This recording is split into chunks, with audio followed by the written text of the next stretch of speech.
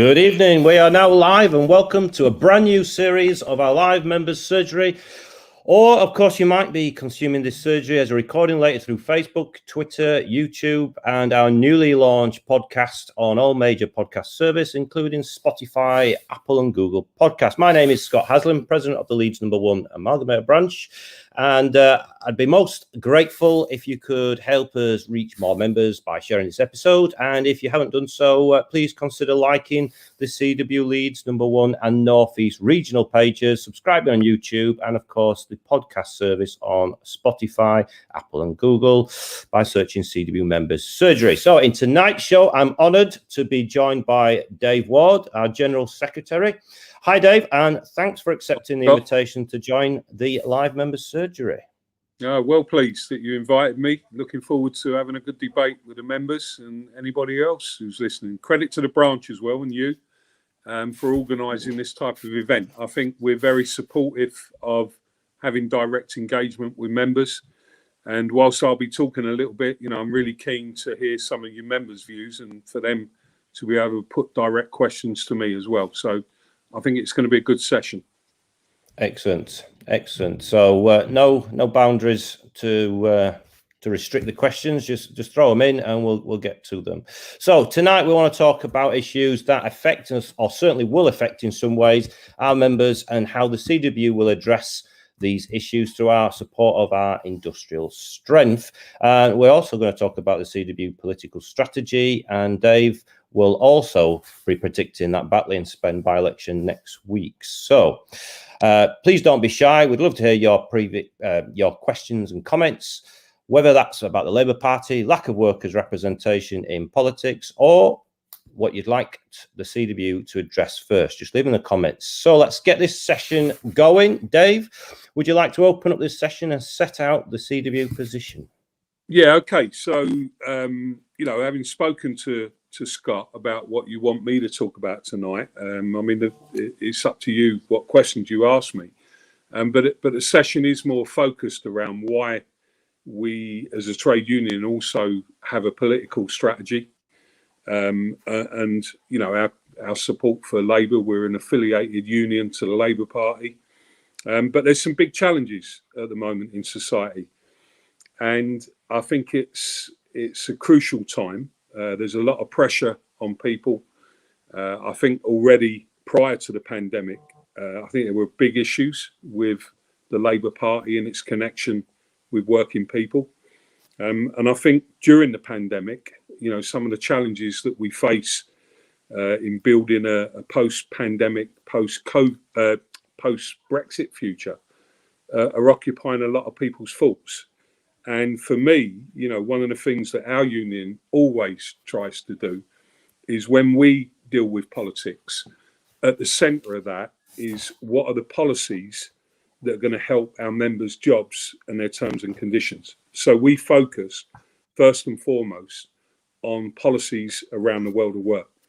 That is where we start our political work.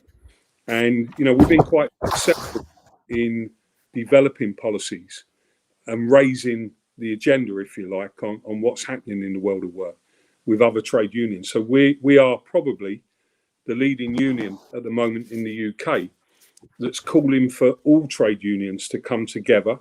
We talk about that in the context of a new deal for all workers, their families, and to build a better society. But we focus it around some of the policies that we have to tackle in the workplace. And, this is about ensuring that standards of employment, contracts, with the competitors to Royal Mail, for example. I know your branch is a postal branch, so I'll focus more on that.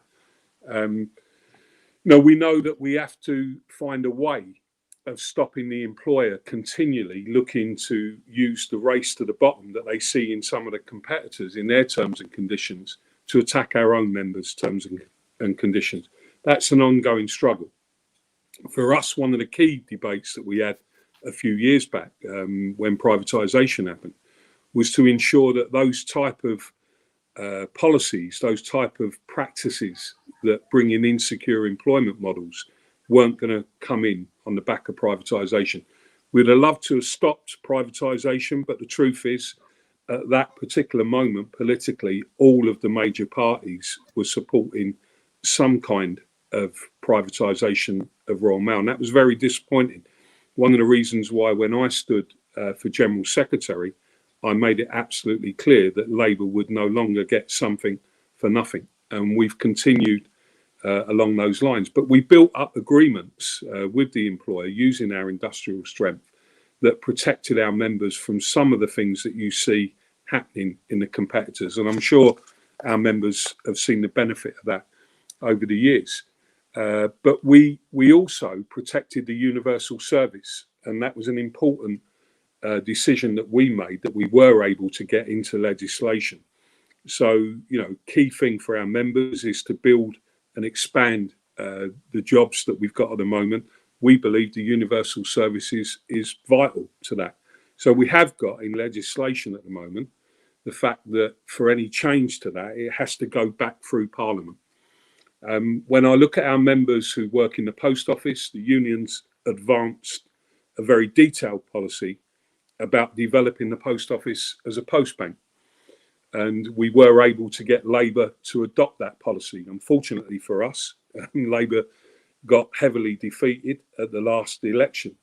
But those ideas, we're developing those ideas at the moment, both with the employer, with local politicians who are more likely to support the union's policies. And actually, we have engaged with the government on some of this stuff. Because unions, I think, have stepped up during the pandemic. The government have engaged with the trade union movement. The Furlough Scheme, for example, come out of conversations that the trade union movement have had with the government.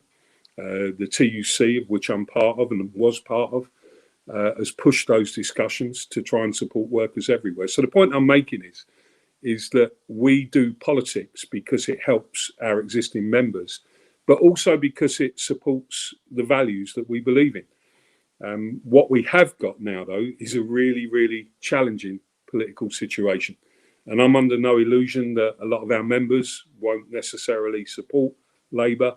A lot of them are really concerned about the direction of politics. And I think at the moment that change is deliverable. I think we can make big changes, but I think we have to think carefully about the union movement and how it leads the way in that debate. I'm not that interested in getting involved in sort of factional wars within the Labour Party. What I'm interested in is building the trade union movement, building its influence in society, and using what we know is collective strength, collectivism. I think that's a key debate for all workers, to be part of a collective and to use our power to the benefit of people and, as I've said, building a wider society. So look, there's some of the opening points I would want to make. I'm happy to come on, Scott, to your particular local election that's going to take place in a few weeks. Very interesting dynamics taking place there. I just wanted to sort of set a scene, but I'm really interested more in where the members are coming from. So, let them have the floor and I'll answer some of the questions. Excellent, Dave. Well, I think that certainly opened it up nicely. There is a question, and it's something we sort of that's going off, not actually in the Leeds branch members at the present minute, but it is certainly affecting members of the CW over in Bury at Tesco. And Pete Williams is actually from West Yorkshire branch, so we're reaching people beyond the Leeds postal branch, but we are going out via the region. And what is they're asking? There's it, I'm wondering what the union's doing about home working with the COVID situation. I'm suggesting. I know today's regional meeting, some of the West Yorkshire branch officials there were talking about a call centre at Arlington in Leeds, and there should be in the region of 2,000 people in that single office, but they're all home working. So, in terms of trying to organise those workers when they're working from home, it's very, very difficult. But then he also touches on the Tesco Mobiles issue over in the northwest in Bury area. So, do you want to make some comments around that, mate? Yeah, I think it's a really important debate. And whilst a lot of our members have obviously worked throughout the pandemic, been designated as key workers, both in the postal side of the union and the telecom side of the union, pretty much all CW members were designated as key workers, which we think is a good thing for the future of our members' jobs. One of the things that's becoming more and more apparent is that where employers think that they can maybe save money, they're moving towards making people work at home. Now, equally, there's a group of people out there. So this wouldn't be your frontline postal worker, because obviously your job is to work delivering for the public. But we do have members, and you've mentioned a couple there, who are facing this problem. And for some people, they think it's a good thing, and others can see where employers are maybe starting to turn what is meant to be a good thing for the individual into something that potentially exploits the individual. My own view on it is I think we need to be very careful as we move forward in the world of work to just see home working as an advantage without realising some of the challenges that I think will come with it. I think some of them are about people's well-being. I actually think that a lot of people who are working from home may have started out on the basis of thinking, well, it's a good thing, I don't have to commute to work. But I think there's a whole new world that's opened up around that. And some employers are definitely seeking to exploit that. What is the union's view on it at the moment? I think we kind of need to develop the thinking. The TUC are on this as well. There's some really good meetings that have taken place across the trade union movement, where we're certainly of the view that we've got to stop the exploitation. There's workers that we have members in a branch who are very good at understanding how technology works. So our technical workers branch that we've just opened up has got new members come in. They work in a lot of these big companies, and they are mounting a campaign as we speak about the exploitation and how technology can actually be used to intrude into workers' lives at home. And I'm sure some of the members listening to this have heard about this debate and may see some of that with their families. So I think it's really important that if we move in that direction, we do it for the right reasons and that workers get a benefit out of it. And I personally would be a bit guarded about moving to this world where everybody suddenly starts thinking that working from home is great, because I'm not sure it is for people's well-being, for the social contact that everybody needs in their lives. And I think there's going to be employers increasingly who are going to use it to create a world that's perhaps less unequal, if it could be, more than it already is. And I think you've got to watch out for that. I mean, not everybody can work from home, and this is coming through loud and clear. In the specifics, where we think that we can do a deal around that and our members support that, Santander is one place where that's happened. The union has done a deal around that, and that was related to some of the circumstances as well that that company found itself in, and it was related to, in some ways avoiding redundancies and things like that. So, we've had to be understanding of the circumstances that businesses are in. I think what we need to do is develop the more hybrid approach.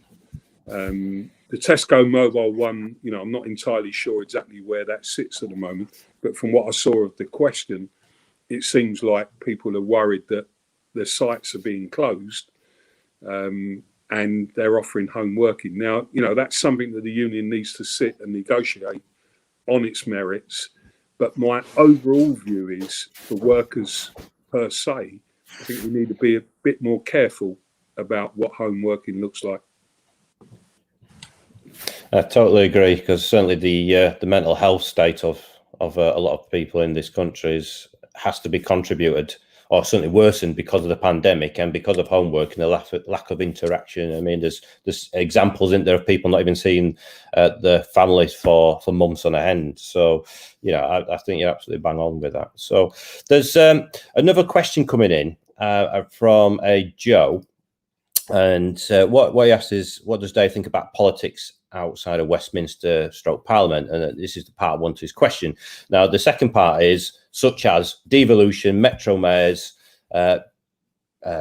police prime commissioner job it is, and but also non-electoral politics. So, I mean, it's interesting because there's quite a lot of hysteria around what's happening in Parliament, within Westminster and the Labour Party.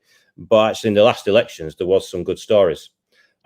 Not least our local councillor and now Lord Mayor of Leeds, which is Asghar Khan. So again, another congratulations to Asghar on that. A really good story coming out there. But equally, West Yorkshire now has as the first metro female mayor in this country, and she did really, really well, which actually is why we've triggered this by-election. So, do you want to offer some comments on that aspect, Dave? Well, I think this is a reason more than any at the moment that we should continue to stay within the Labour Party whilst developing collectivism with a distinct trade union agenda. So interestingly enough, I'm putting a document Thursday to our NEC, which talks about the need to understand these developments a bit more and to support people in local areas and regional areas who are doing the right thing by working people, by their communities. And I think there's some really interesting stuff going on. Clearly, a high profile one is Andy Burnham in Manchester. And it's interesting to see that whilst Labour increasingly looks like it's as far away from gaining power as it has been for a long, long time, for years and years and years, I think that what's interesting is that people like Andy Burnham, Tracy Brabin, Sadiq Khan in London, many others around the country, the North East, Jamie Driscoll, and in Scotland, by the way, there's been a really interesting development in Scotland where Labour's fortunes have been going downhill for a long, long time as well, where these people are getting supported because they're doing the right thing for their local communities. They're people who come from the areas. Asghar, who deserves congratulations as well, is a great example of that. Our union supported Asghar. We should support more local and regional people, to be frank. And what I'll be recommending is that we focus more on that and less on Westminster politics, is where we're coming from as a union. Well, it certainly sounds like we're boxing clever rather than just spending good money after bad in that regards. Absolutely. So a few more questions coming in. A bit on the furlough scheme finishing in September, if it still is, the impact on especially working people who will be made unemployed and struggle to work without the support. So it sounds like the furlough scheme will be ending. It's going to funny enough, there's a lot of things affecting the working people, isn't it, Dave? So, not just working people with the furlough and then being out of a job, but there's a report come out today, isn't there, about they're referring to underprivileged children and the education system, which all come from that working environment, and there just seemed to be this view, isn't there, attack really on working people, and particularly with this furlough, it were almost like a stopgap, and obviously now this is going to stop. So it's going to impact the working people for far worse. Well, I think that furlough needs to be extended, but we also need to campaign for better general working conditions.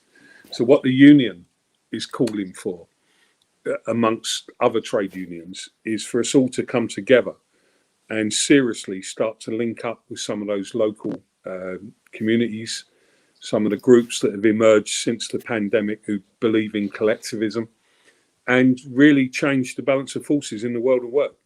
Things like fire and rehire, which unfortunately this government, whilst it talks about levelling up, hasn't seen necessary to make unlawful the practice of fire and rehire. These are policies that if we don't challenge them, and you don't wait for politicians, to do this, because you have to do it yourself sometimes. So, my view is that the real debate about the world of work has to be elevated to probably the number one political issue. And I think out of that, some of the things that we've seen in the pandemic, key workers being applauded, we need to develop that in a way that they also have good jobs, good contracts of employment, good wages, and the country can afford these things. This is a matter of people's political will.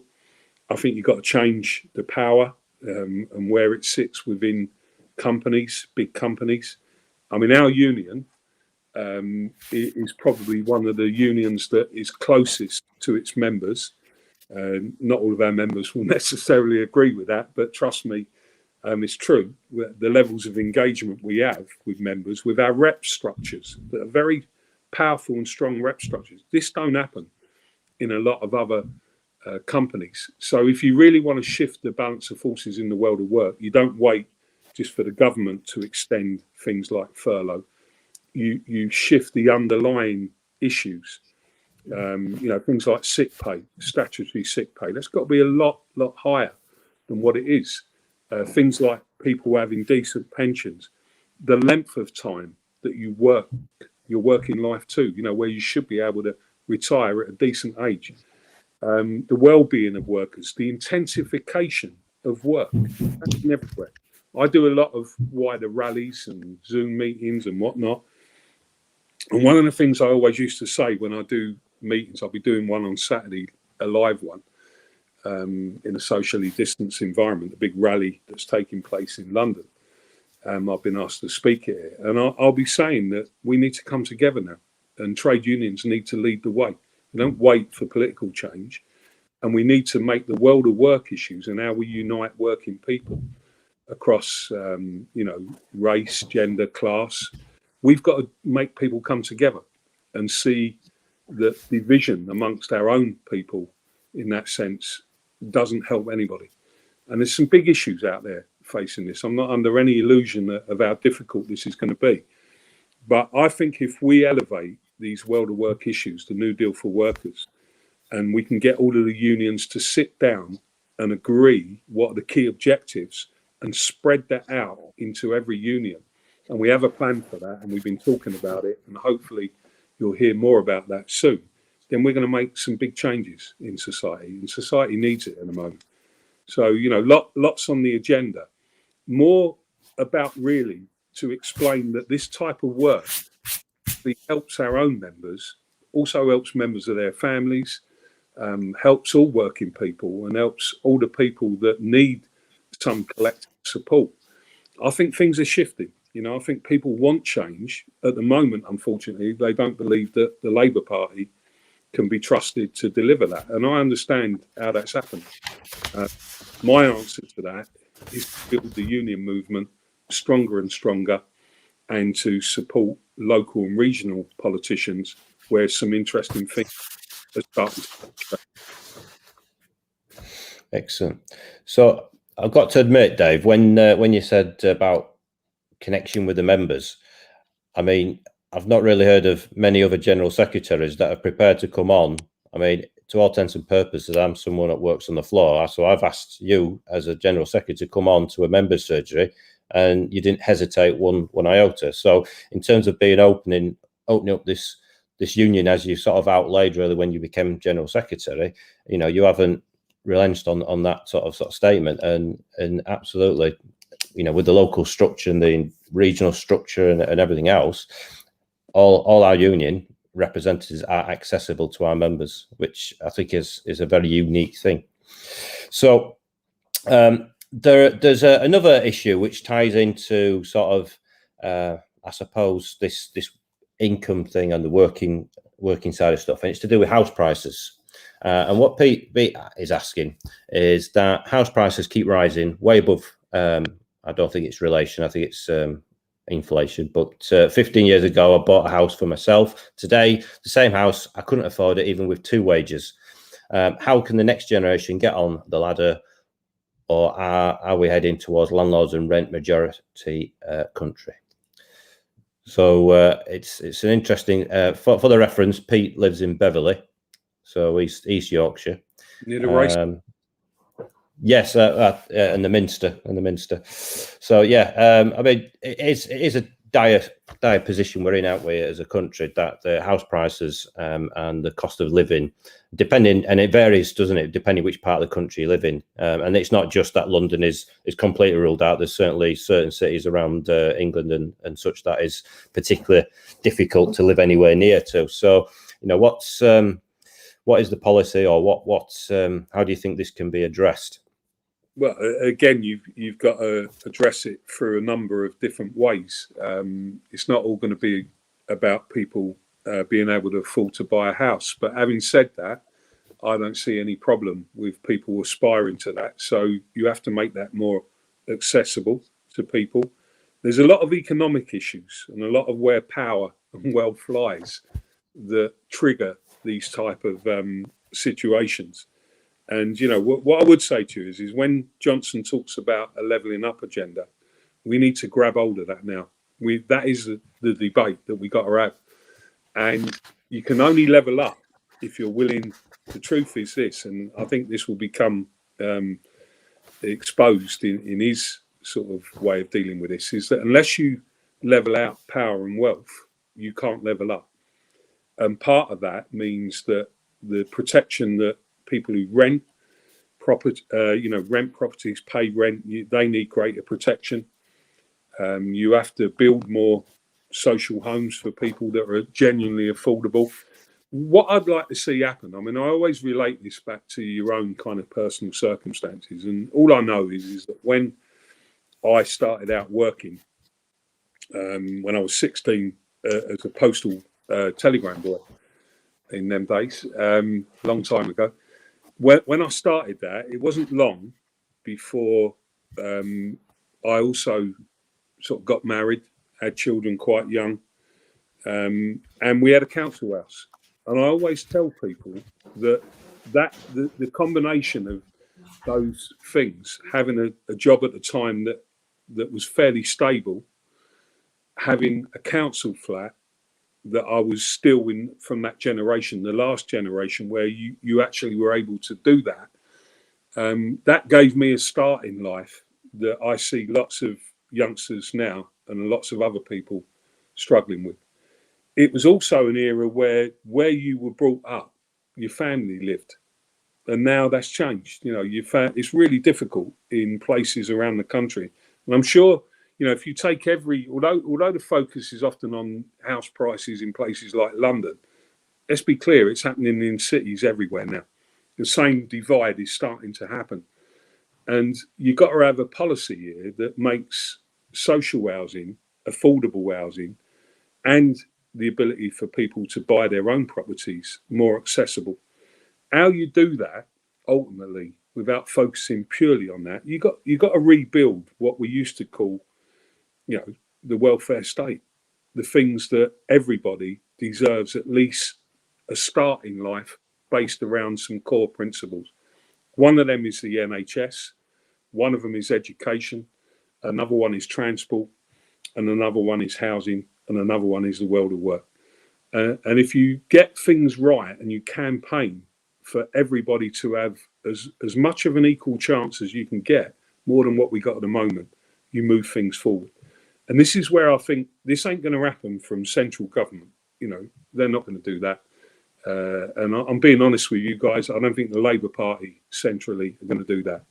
But collectivism and building collectivism in our communities along trade union principles and working with other groups who have similar views will start to change things. So I think it's shifting the emphasis of where you start from. And I'm sure that some of these metro mayors, some of these local councils that are developing some really good ideas, like bringing all the transport system in Manchester back under public control. What's going to develop from that is better services for the people in Manchester. Now, if you can apply the same thinking to the housing market, it's a bit more difficult with the housing market because it is affected by the wider economic trends. But that's about shaping the economy in a different way. So I'm optimistic that if we set the direction of where we build collectivism together, and how we do that, and trade unions are in the best place to do that, then I think these other things will follow, and you'll see things start to happen that people feel is fairer. And I think that's where we're going to be focusing our efforts on. Excellent. I mean, to be fair, I think Tracy Braben from West Yorkshire Metro Mayor, she's said exactly the same, that's one of the first things that she wants to do is bring the public transport under the control of her remit. So I think there's definitely the Labour mayors seem to be looking at each other, looking at the best practices, and certainly this collectivism that you've just been talking about is certainly that is being focused within their remit. So there's a couple of things that you mentioned there, and I'm going to bring in a couple of these questions together. They're slightly different points, but I think they need tackling together. So Secret Squirrel is asked, in reality, the chances of a government repealing or even relaxing labour laws in the country, do you think it's about time we as a union and the TUC in general withdraw funding from the Labour Party? And then there's another comment from a Terence Devlin. And what he says is, if you don't trust Labour, why do we still give a political levy? So I know they're kind of related, because there's members can opt into the political levy, but that doesn't mean that all that money goes to the Labour Party for one. It goes into a lot of the campaigning stuff that we've already talked about so far, and probably will go on to for the rest of this session. But equally, you've also talked about maybe not supporting central Labour and looking at more localised Labour Party, and then trying to develop this collectivism to try and tackle these issues that Secret Squirrel has referred to. So I just wonder if you can sort of tie them off. So let's take them head on, Secret Squirrel and Terence, along the same sort of themes. So it's not that I don't trust Labour. I think it's that Labour have lost the connection with working people. And I think that's happened over decades. It's been going on for a long time. And the nature of debate today in society is very divided. You see it all the time. I think our job is not to abandon that. I think our job is to set out how we go about bringing people together in communities, in tackling all of the issues that are right to tackle in society. And, so at the end of the day, it's for the branches and the members to decide, whether we affiliate to the Labour Party. That's a democratic decision that we have to take under the law. I think it's every 5 years or 10 years, I can't remember now. It's coming round again, and it'll be a good debate. And I completely understand that if people believe that, that's not the right thing to do, then they'll go to their branches, and when we have the debate and the members will vote a certain way. What we'll be recommending, though, is that we have a bit of a clearer thought process about this than what just plays out in the media. And I'm saying to you that there are some good people in the Labour Party who are doing some great things at the moment, and they are going to benefit the people who live in those areas. And, if you do come from one of those areas, Salford's another area, Preston is another area where this is going on. Tyne Wear is another area where this is going on. Tracy Braben, who covers part of your own branches area, is on the same agenda. And I was speaking to Tracy about this, and we're talking about things where can actually expand our own members' jobs, can actually help build our own industries. And these people really want to help and do the right thing. So I don't think you abandon everybody in Labour. I think what the problem is that there's a disconnect. And I'm not blaming any one individual. This is not like a pro-Corbyn or anti-Starmer debate. But clearly, the Central Labour Party has lost its way. And it's got to figure that out, how it reconnects with working people. Brexit was a big part of that debate. I personally thought it was wrong to change the position from we're going to honour the vote that the country made on Brexit to we're going to find a way by hook or crook to overturn that vote. That was a key moment in politics that was wrong. I mean, there was a time where people on the left, and I include myself on that in politics, would have fought for democracy. We would have believed that, we fought for democracy. And then I think we got ourselves in a strange place where, people were arguing about, well, we got to overturn that vote. That was wrong. And Labour's paid the price for that in a big way. Not the only issue. I know there were issues with Corbyn. I know there's issues now with Starmer. But for me, it's never about one individual. I don't look at things that way. I look at what's in the best interests of our members.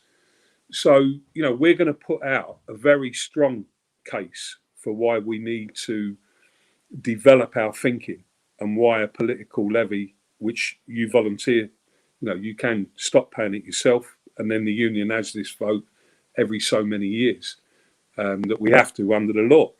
And I think when you put the arguments forward about what are the real issues here and how do we get a benefit from that money, I think I predict you'll be supportive in general of what the union's doing, because I think you're going to start to see how much work we're doing behind the scenes, not just within the Labour Party, as Scott said, of how we actually build the collectivism that we see sometimes when we have a dispute with the employer.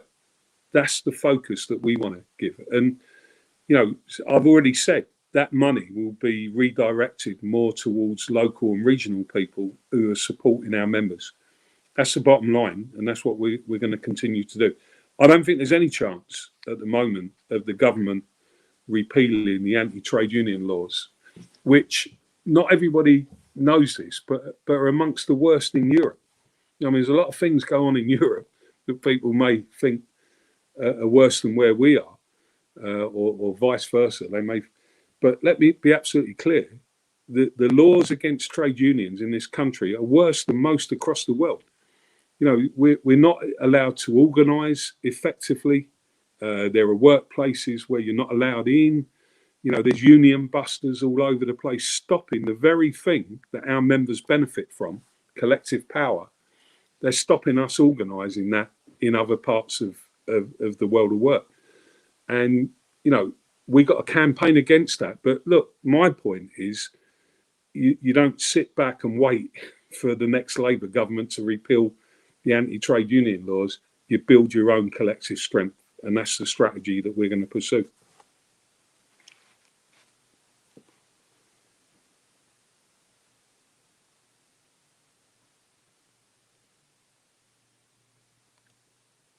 Can't hear you, Scott. Technical, Techie Scott didn't do that. Right, yeah, so 40 minutes into the session, or just about. So, last 20 minutes of the session, do get your questions in to Dave before we wrap up. What I think might be worth in this last sort of third of the session, Dave, is to sort of cover off the Batley Spen by-election. So do you want to talk about that, or would you rather me play a little clip from Aaron Bastani from Novara Media? Which way do you want to? Yeah, play the clip, because I can get a feel more for where you're coming from. Okay, mate. So this is Aaron Bastani from Novara Media. He has called the election from his perspective and covered off some of the points why. Woods campaign also doesn't suit Labour necessarily, because they're meant to have this ground campaign, although clearly under Keir Starmer that's gone. So I think the shorter campaign, the presence of George Galloway, I think the weakness nationally of Keir Starmer, I think Labour loses by a couple of thousand. That may change. Right, that may change. Kim Ledbetter as a candidate was a Hail Mary of a candidate. They rarely work. They very rarely work. And actually, I think that demonstrates Labour's desperation here, but they can work. So we'll see. But I think she has big problems, and I think she'll lose. And the question is, if she does lose, what happens to Keir Starmer? So he doesn't think they're going to win. So what do you think? Because I think it doesn't matter what Aaron says, it's what Dave says. And that's what we're all tuned in today. You are the oracle. You called the last one. You got it right. So we are interested. We're on edge of our seats. I'd have a drum roll, but unfortunately, I don't have a drum kit. So, Dave, what do you think? Look, let me first of all go back to, I don't know how many of the members saw some of the intervention that we made in advance of the Hartlepool by-election result. And it was not meant to attack Labour in that sense. Of course it wasn't. It was to point out the problems that we've been talking about tonight. And I subsequently did an article about that as well that was published in the Times. Not to everybody's cup of tea. But it was an important intervention that we made, because what we said was the very things that we're talking about. The key challenge facing the Labour Party is how you unite working people, how you build a coalition of support that crosses gender, race, class, and really focuses on the issues that are there locally that people want to see and get behind to improve, their standard of living, to improve life chances for their children, and to look after people, your elderly relatives and things like that. And I think it's probably, so we said then, we made that intervention because we wanted to shake Labour, wake them up from just continuing to walk in this direction that they've been going in. Some people in the Labour Party didn't like it. Some people thought that we shouldn't have said anything. Well, that's not what we're about. We don't duck issues, and we're going to continue to say that, but we're going to continue to do something about it, irrespective of the result of that by-election. Turning to that by-election, it's going to be a difficult one for Labour to win. Probably, I'm not entirely convinced that they can't win it, but I think it depends on what's happening on the ground. Obviously, George Galloway has thrown his hat in the ring. He's being very clear that he's doing that to offer an alternative to Keir Starmer. The makeup of the constituency is interesting, in terms of it's got a lot of the sort of makeup of society that I'm talking about, how we need to bring people together. I think it might be too soon for Labour to be able to turn that around. I'd like to see them win it. If they don't win, the only hesitancy, if you'd have asked me this a week ago, I would have said I don't think Labour are going to win that seat. What's probably just thrown a little bit of a spanner in that sense, that's making me wonder, is what happened with the Tory seat down in where was it? Amesbury, Chesham and Amersham. Yeah. Which had a lot of local circumstances attached to it, but maybe there may be some kind of shift going on around people starting to sort of recognise that maybe the Tories are not delivering on some of the things that they're saying they are, but that's for people to judge. But my view would be that if they lose it, I think it probably triggers some consequences within the Labour Party, and I'd be surprised if there weren't a challenge at that point to Keir Starmer as the leader. But look, that's a matter for the politicians, for all the people that make up the Labour Party, for those who think that that's the right thing to do. My own view would be it's not going to shake us from saying either way. I hope Labour wins it. I think our region are doing some good work up there to support that. I know that. But we're going to continue to set the direction that we've been talking about here tonight. And we want to build that even stronger. So for me, even the dog agrees. Is that your dog? It is. Funny enough, it's called Dave, but there we go. All right. So yeah, I mean, look, I'll call it not in the same way as Hartlepool. I think it's a tougher one to. Yeah. So it's on the knife edge is probably the best way, and I suppose it does depend on whether people decide to come together or not, and that's ultimately it. So if Labour don't win it, then we didn't get that collectivism together in that constituency, and if they did, then we'll get them over the line and such and so forth. So I know John, we'll do a call out for John Woodhouse, our regional secretary. We're going out on Wednesday, on Thursday. All volunteers welcome. So if you don't want Labour to lose, then do contact the branch and the region and offer whatever services you can to help Labour to win that vote.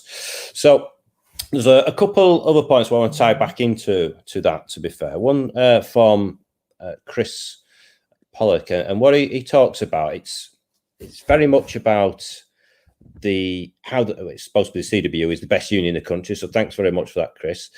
The way it's adapted by engaging digitally with its members is second to none. And when you talk about how does Labour connect with certainly through this pandemic, it's been very, very difficult. And I really don't think that the Labour Party's digital engagement has actually been as good as Keir's predecessor, which was Jeremy Corbyn, because he had a lot of young people following him. I think there were a lot of social media and younger people posting. I mean, what's your view on social media and the digital engagement, not just with members, but how the Labour Party needs to use that? Or if indeed, whether it's a catalogue, it's a portfolio of different mediums to engage with the public.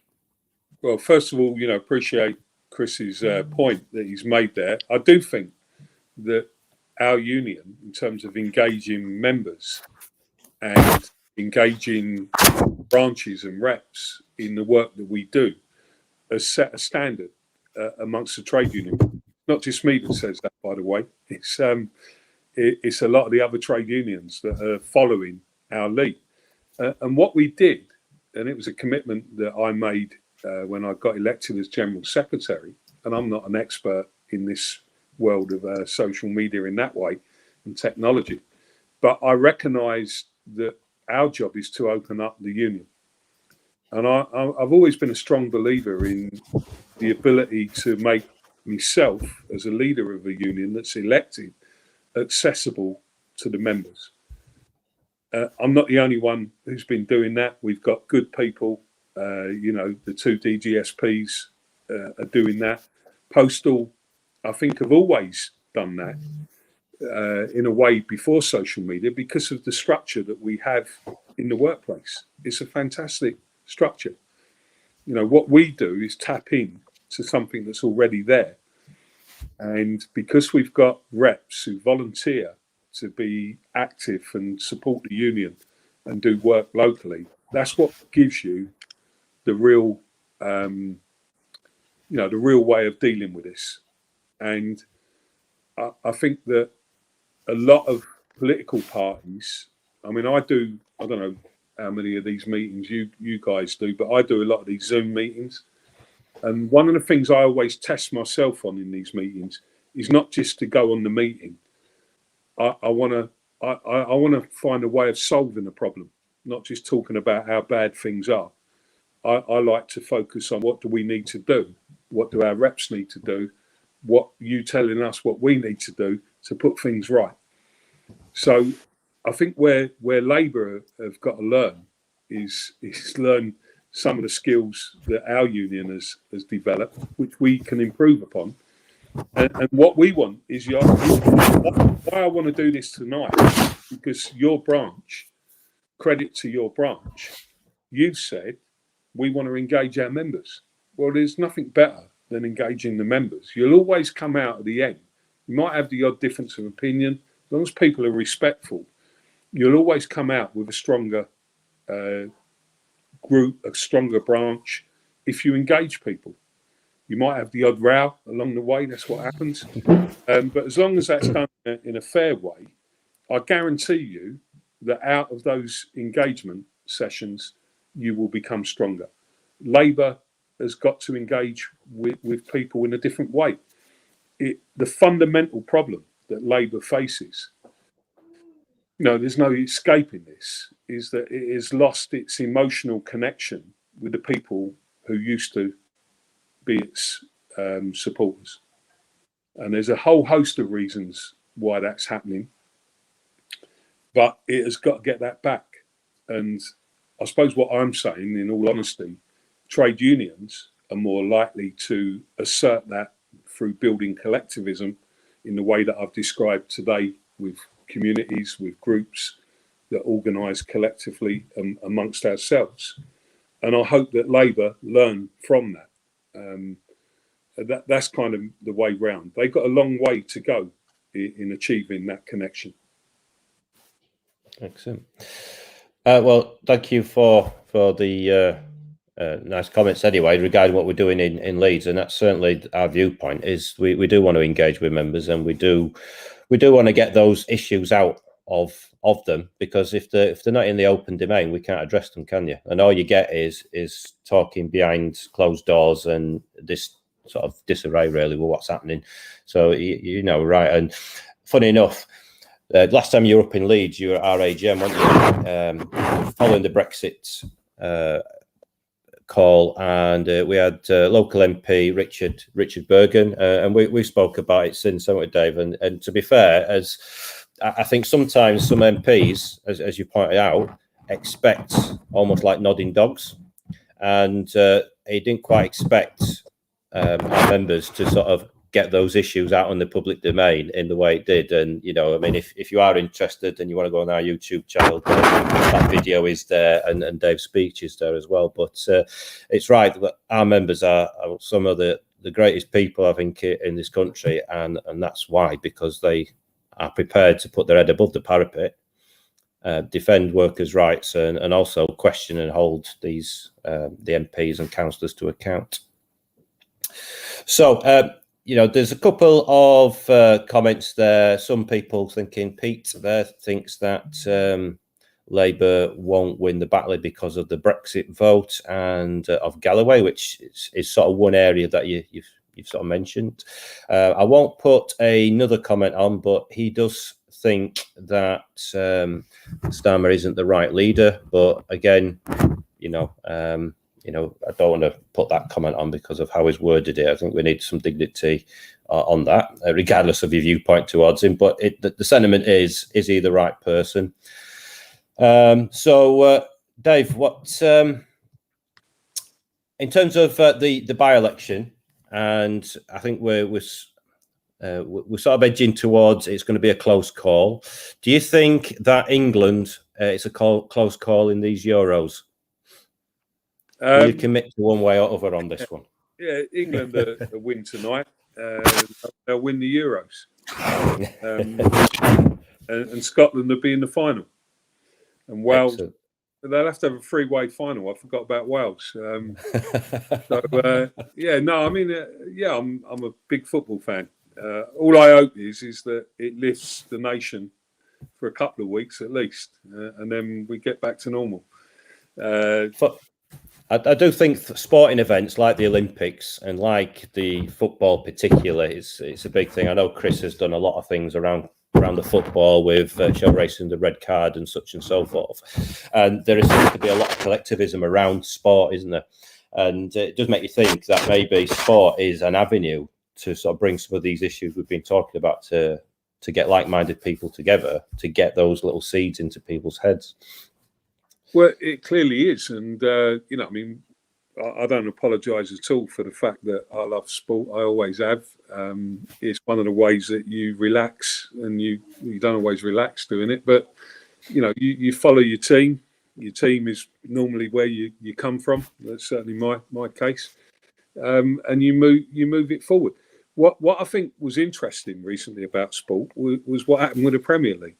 And if people want to kind of develop the thinking around that, about how these people behind the scenes were working on a program once more that was going to disadvantage certain clubs, was going to make the richer clubs richer, and the rest who cares. And then supporters instinctively came out everywhere and went, we're not having that. football players, pundits, all joined together.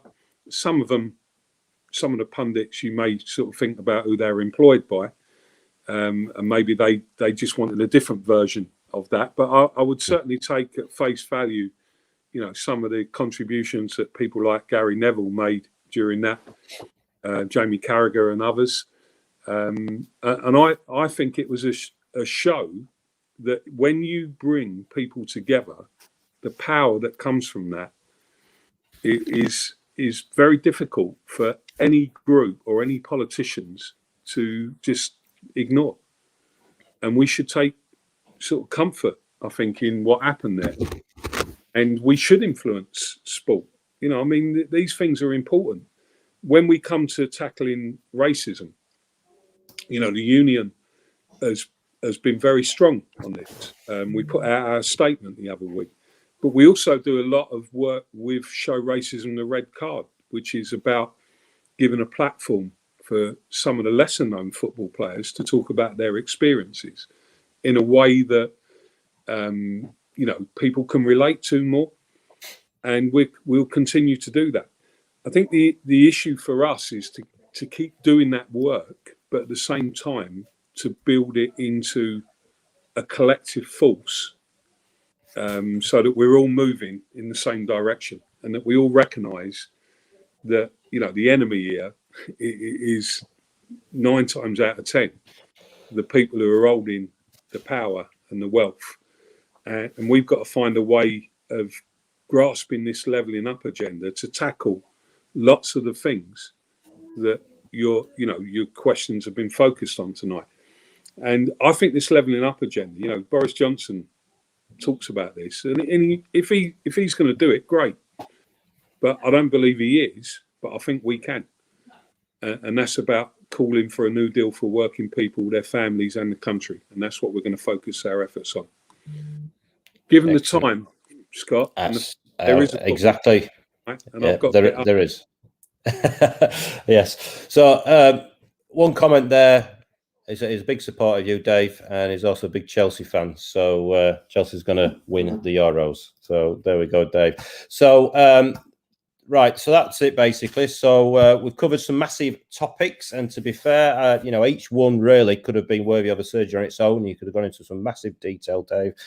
So thank you for joining for the surgery.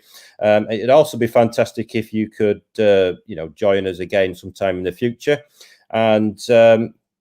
That I think our members would really welcome that. So with that in mind, if you've enjoyed the surgery, do give us a like, comment, even on the replays, and do share it with friends and members across social media. So remember, unity is strength. Thanks for watching.